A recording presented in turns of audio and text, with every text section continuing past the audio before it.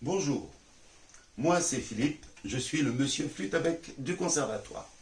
Je suis donc venu vous parler de la flûte à bec. Qu'est-ce que la flûte à bec? La flûte à bec est un instrument de musique qui se présente sous la forme d'un tube composé d'une tête, d'un corps et d'un pied. Dans la tête se trouve le sifflet. Ce sifflet permet de faire entendre un seul son.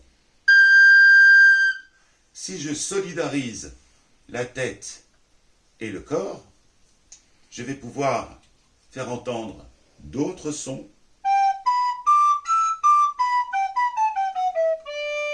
grâce aux trous, que vous verrez mieux sur cette flûte-là, les trous qui se trouvent sur le corps.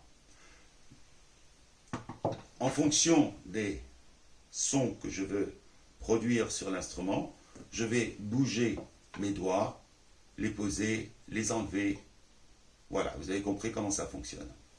Alors, quand je vous parle de la flûte à bec, je dois vous parler des flûtes à bec. Et vous voyez que devant moi, j'en ai quelques-unes. Alors pourquoi est-ce qu'il y a plusieurs flûtes à bec? Il y a plusieurs flûtes à bec parce que chaque instrument fait entendre un nombre limité de sons. Ainsi, cette petite flûte à bec fait entendre les sons, vous voyez sur le piano, à partir du Do ici jusqu'au Ré en haut. Si je prends cette flûte-là, qu'on appelle la flûte alto, je descends un petit peu, je vais entendre du Fa jusqu'au Sol.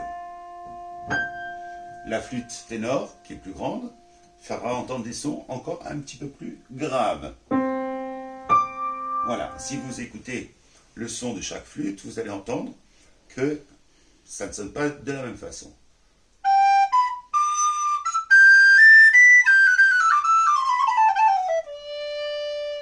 Si je prends la flûte alto,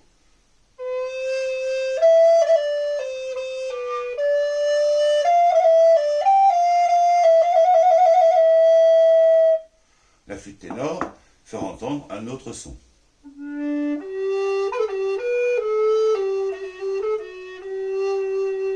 Et la grande basse que j'ai ici va vous faire entendre des sons encore différents.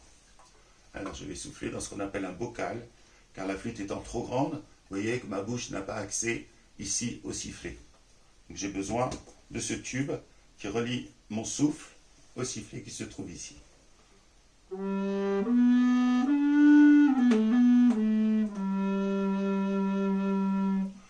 Voilà. Alors, maintenant que vous êtes là, que vous êtes bien là, je vais vous faire partager le secret du musicien.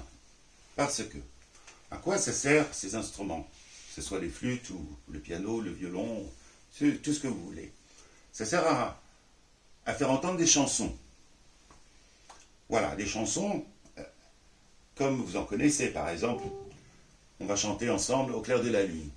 Au clair de la lune, mon ami Pierrot.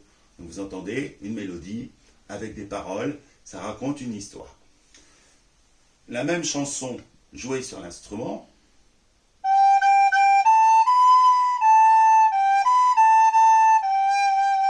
vous avez entendu que ça ressemble. Sauf que, qu'est-ce qui se passe dans la tête du musicien? Quand le musicien joue, vous avez remarqué qu'il n'utilise pas sa voix, il ne dit pas des mots. Et en fait, dans sa tête, il entend des notes, ce qu'on appelle des notes de musique, des do, des ré, des mi, des fa, des sol, etc., etc.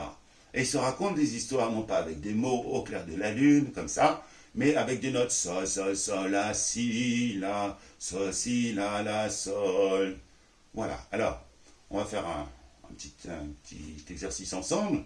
On va chanter la chanson avec les paroles. Au clair de la lune, mon ami Pierrot. Et maintenant, on va la chanter comme le fait le musicien avec les notes. Je vous les redis. Sol, sol, sol, la, si, la, sol.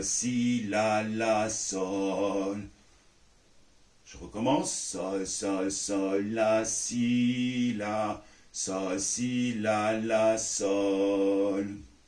Maintenant, on va mettre une pince à linge sur les lèvres et on va chanter la chanson dans la tête.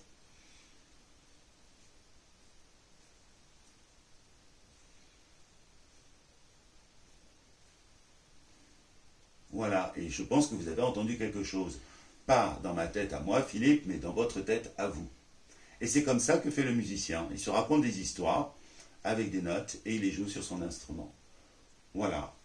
Donc, je suis très content d'avoir pu partager avec vous ce petit secret, en fait ce grand secret du musicien.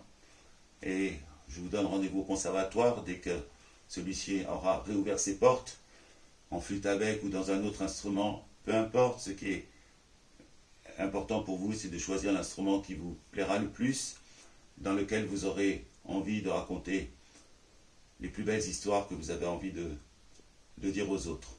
Je vous dis à bientôt. Au revoir.